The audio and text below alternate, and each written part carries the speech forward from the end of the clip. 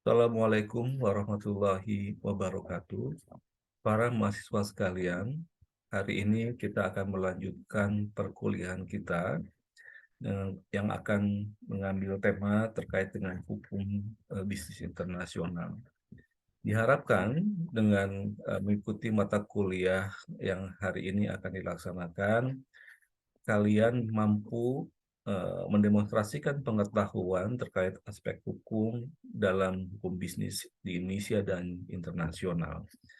Harapan kedua setelah kalian mengikuti perkuliahan hukum bisnis internasional ini, kalian mampu menerapkan pengetahuan tentang aspek hukum dalam bisnis hukum bisnis di Indonesia dan juga internasional, khususnya dalam menghadapi situasi saat ini.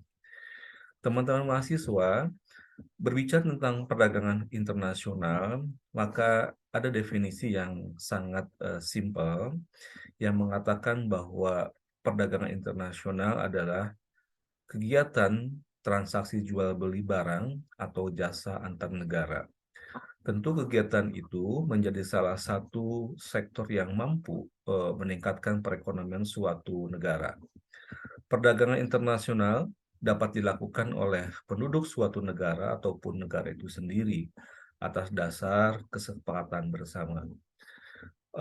Perdagangan internasional tidak hanya berdampak dalam perdagangan pendapatan suatu negara, akan tetapi juga turut membuka peluang kerja, menjaga hubungan baik antar negara, dan meningkatkan kemakmuran. Oleh karena itu, tujuan utama dari perdagangan internasional adalah dalam rangka memenuhi kebutuhan yang tidak ada di negara tersebut. Teman-teman mahasiswa, di dalam perdagangan internasional ini, kita akan mengetahui jenis-jenis perdagangan internasional. Setidaknya ada 7 jenis perdagangan internasional yang dikenal hingga saat ini. Yang pertama adalah ekspor. Ya. Di sini ekspor ini ada 2 bentuk ekspor. Yang pertama ada ekspor biasa, yaitu pengiriman barang ke luar negeri sesuai dengan peraturan yang berlaku, yang ditujukan kepada pemerintah di luar negeri dengan menggunakan letter of credit dengan ketentuan devisa. Ada juga bentuk yang kedua, yaitu ekspor tanpa letter of credit, yaitu barang dapat dikirim terlebih dahulu, sedangkan eksportir belum menerima LC, harus ada izin khusus dari Kementerian Perdagangan. Lalu jenis yang kedua adalah impor. Impor ini adalah kegiatan membeli barang dari luar negeri. Ya. Lalu jenis yang ketiga adalah barter. Barter ini adalah pengiriman barang ke luar negeri untuk ditukarkan langsung dengan barang yang dibutuhkan di dalam negeri. Sementara jenis perdagangan yang keempat ada consignment atau konsinyasi, yaitu pengiriman barang di mana belum ada pembeli yang tertentu di luar negeri. Sementara jenis yang perdagangan internasional yang kelima adalah package deal, yaitu jenis perdagangan untuk memperluas pasaran hasil terutama dengan negara-negara sosialis. Pemerintah ada kalanya mengadakan perjanjian perdagangan dengan salah satu negara tersebut.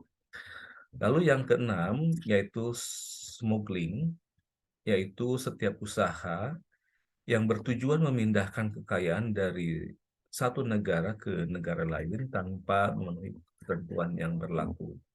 Smuggling ini secara umum boleh dikatakan adalah tipe penyelundupan yang terkenal dalam bisnis juga seperti itu. Lalu yang ketujuh ada boarding crossing, yaitu perdagangan bagi negara yang berbatasan di mana dilakukan dengan persetujuan tertentu. Adapun jenis boarding crossing ini ada yang bentuknya sea border, artinya perbatasan dengan laut, dan overland border, yaitu perbatasan dengan daratan. Gitu. Teman-teman mahasiswa, Di dalam menjalankan bisnis internasional ini, ada metode-metode yang sering kali dijalankan di dalam menjalankan bisnis internasional ini. Yang pertama adalah metode importing. Importing di sini artinya melibatkan pembelian produk atau jasa dari asing. Ya. Sementara metode exporting adalah penjualan jasa atau produk ke pembeli yang ada di luar negeri atau di negara lain. Sementara metode direct foreign investment yaitu eh, kegiatan-kegiatan untuk mengakuisisi atau membangun anak perusahaan di satu atau lebih negara asing. Sementara metode outsourcing yaitu kegiatan perusahaan yang mengatur agar sebagian dari jasanya dilakukan di negara-negara asing sebagai cara untuk menggunakan tenaga kerja yang lebih murah. Lalu yang terakhir adalah metode aliansi strategis. Di sini maksudnya suatu perjanjian bisnis antar perusahaan di mana sumber daya ditanggung bersama guna mengejar kepentingan bersama. Biasanya bentuk dari aliansi strategis ini bisa dalam bentuk joint venture ataupun dalam bentuk international licensing license agreement. Ya. Nah, setelah kita melihat gambaran-gambaran tadi, lalu bagaimana kebijakan pemerintah Indonesia yang berkaitan dengan perdagangan luar negeri? Hal ini tertera di dalam Undang-Undang Nomor 7 Tahun 2014, khususnya pasal 38, di mana pemerintah mengatur kegiatan perdagangan luar negeri melalui kebijakan dan pengendalian di bidang ekspor dan impor, yaitu yang diarahkan untuk pertama adalah peningkatan daya saing produk ekspor Indonesia, yang kedua diarahkan untuk peningkatan dan perluasan akses pasar di luar negeri, dan yang ketiga adalah peningkatan kemampuan eksportir dan importir sehingga menjadi pelaku usaha yang handal. Di dalam prakteknya, tentu kita ada kegiatan-kegiatan yang kadang terkadang menyalahi aturan-aturan yang disepakati bersama. Oleh karena itu, di dalam perdagangan internasional, kita mengenal adalah istilah dumping dan anti-dumping. Dumping artinya di sini adalah ekspor suatu komoditi, ya. Jadi mengekspor suatu komoditi dengan harga yang jauh di bawah harga pasaran. Atau dengan kata lain, penjualan suatu komoditi ke luar negeri dengan harga yang jauh lebih murah daripada harga jual di dalam negeri. Nah, perbuatan-perbuatan ini tentu sangat merugikan bagi negara-negara yang sudah menerapkan aturan-aturan sesuai dengan kesepakatan bersama. Oleh karena itu, kegiatan-kegiatan anti-dumping ini ada bentuk perlawanan yang disebut dengan anti-dumping. Di sini anti-dumping ini artinya kegiatan yang dilakukan oleh pemerintah untuk mengawasi dan mencegah jika terjadi kegiatan dumping tadi gitu ya. Selanjutnya, setelah kita mempelajari apa ya pendahuluan-pendahuluan dari istilah dari hukum perdagangan internasional ini, kita akan melangkah kepada bagaimana implementasi dari hukum perdagangan internasional dan investasi ini. Ya. Di sini perlu dipahami bersama bahwa perdagangan internasional ini termasuk masalah lintas batas. Ya. Dan yang kedua, harus dipahami juga bahwa hukum perdagangan internasional dan investasi ini berbeda dengan investasi yang termasuk dalam isu non cross border ya. Lalu pengaturan investasi sepenuhnya tunduk pada pelaksanaan kedaulatan negara tuan rumah internal ya. Oleh karena itu, negara tuan rumah memiliki kebebasan yang luas untuk menentukan regulasi investasi sesuai dengan kebutuhan pembangunan bangsanya. resistensi terhadap adanya kesepakatan internasional di bidang investasi eh, terkadang suka muncul, ya, sehingga aturan-aturan hukum perdagangan internasional ini mengikat negara-negara yang terlibat di dalamnya. Ya. Adapun hukum perdagangan internasional bertujuan yaitu untuk membuka pasar internasional secara luas tanpa terganggu oleh hambatan perdagangan. Ya.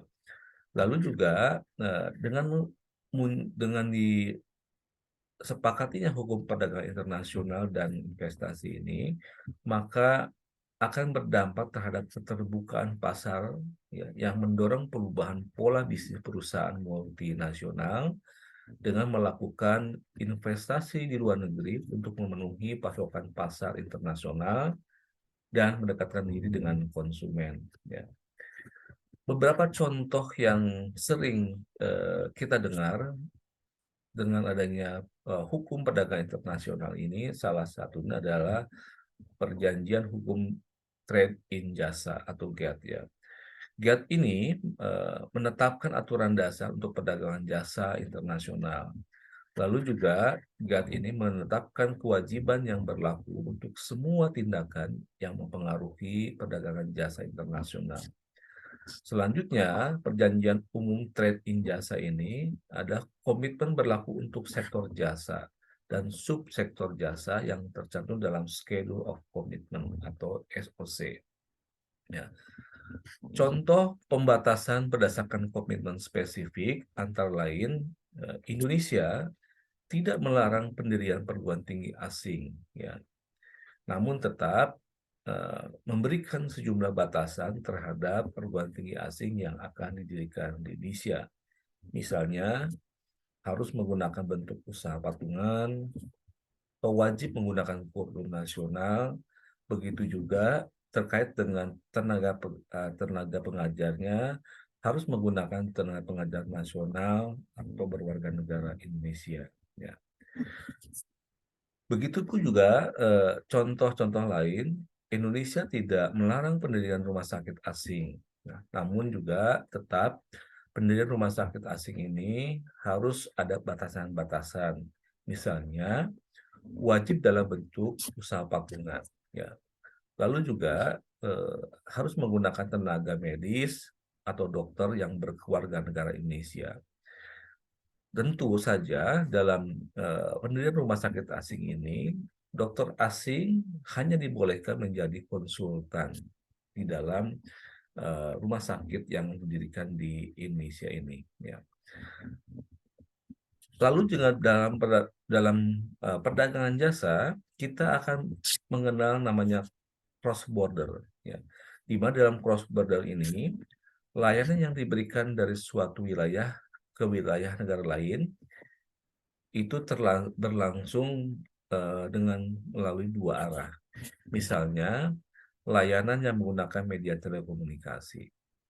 Begitu juga dalam perdagangan jasa ini, contohnya dalam konsumsi luar negeri. Ya. Artinya, layanan yang diberikan di suatu wilayah, suatu negara kepada konsumen dari negara lain. Misalnya, dalam hal sektor pariwisata. Gitu ya. Contoh-contoh lain yang berkaitan dengan perdagangan jasa ini adalah kehadiran komersial. Ya. Artinya, pelayanan yang diberikan melalui keberadaan badan usaha negara di wilayah negara lain, ya, misalnya pembukaan kantor cabang bank asing. Ya. Lalu juga present of natural person, artinya jasa yang diberikan oleh seorang warga suatu negara, wilayah negara lain, misalnya jasa konsultan, pengacara, dan akuntan. Gitu ya. Nah itu teman-teman mahasiswa sekilas terkait bagaimana sekilas tentang kajian perdagangan internasional yang saat ini sudah mengalami perubahan yang luar biasa. Mudah-mudahan kalian bisa mempelajari lebih detail lagi. Wassalamualaikum warahmatullahi wabarakatuh.